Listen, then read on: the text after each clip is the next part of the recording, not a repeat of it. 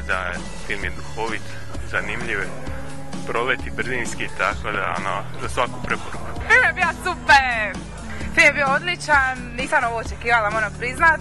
Odličan, super i ne znam, pričali smo o filmu, nisam vjerovala da je tako dobar.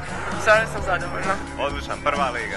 Baš sam se zabavio, a bilo je ludilo. Drago mi je da me Prijana govorila da dođem. Slušaj, s obzirom na organizaciju i to sve, na materizam, film je odličan, vrhunski.